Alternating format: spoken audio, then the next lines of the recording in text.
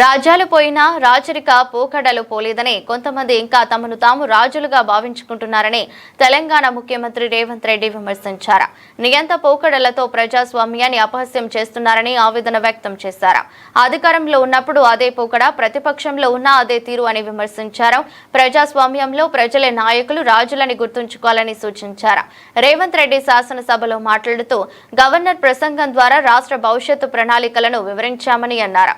Governor తో చర్చించిన తర్వాతనే ప్రసంగం తయారు చేసినట్లు తెలిపారు. కొత్త గవర్నర్ ను కలిసేందుకు ప్రతిపక్ష నాయకులు వస్తారని భావించామని, ప్రధాన ప్రతిపక్షంగా గవర్నర్ ప్రసంగానికి ధన్యవాదాలు తెలుపుతుందని భావించామని, గవర్నర్ ప్రసంగంపై సూచనలు సలహాలు వస్తాయని భావించామని, కానీ ఏమాత్రం స్పందన రాలేదని అన్నారు. కేసీఆర్ సభకు వచ్చి ప్రభుత్వానికి సూచనలు సలహాలు ఇవ్వాలని కోరారు.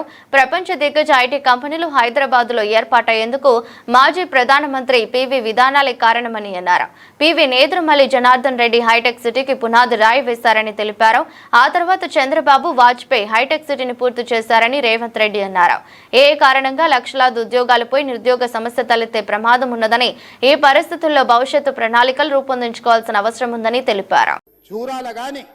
లేకపోతే సుంకేష్ల కానీ, లేకపోతే పాలమూరు రంగారెడ్డి ఎత్తిపోతలు కానీ, కల్వకుర్తి కానీ, భీమా కానీ, నెట్టంపాడు కానీ, ఏ ప్రాజెక్ట్ అయినా 10 ఏళ్లలో పూర్తి చేసిండ్రా అధ్యక్ష? ఇంతకంటే దుర్మార్గం ఉంటుందా? ఇవన్నీ కలిపితే 3,47,294 కోట్లు మేము అప్పు చేసినాం అధ్యక్ష. ఎప్పటి నుంచి? 1/12/2023 నుంచి అధ్యక్ష. బాగా సభ్యులందరూ వినాలి. 28/2/2026 వరకు దాదాపుగా ఈ 27 నెలలలో మేము తెచ్చిన అప్పు 3,47,294 కోట్ల అధ్యక్ష. మేము తెచ్చిన అప్పు. మా ఇద్దరు మంత్రులకు నేను సూచన చేస్తున్నా, ఈ సమావేశాలలోనే మీరు పంట మార్పిడి విధానం మీద ఏ విధంగా రైతులను ప్రోత్సహించాలనుకుంటున్నామో, వరి ఒక్కటే పరిష్కారం కాదు. వరి పండించడంతో రైతులకు లాభమే కానీ అత్యధిక లాభం లేదు.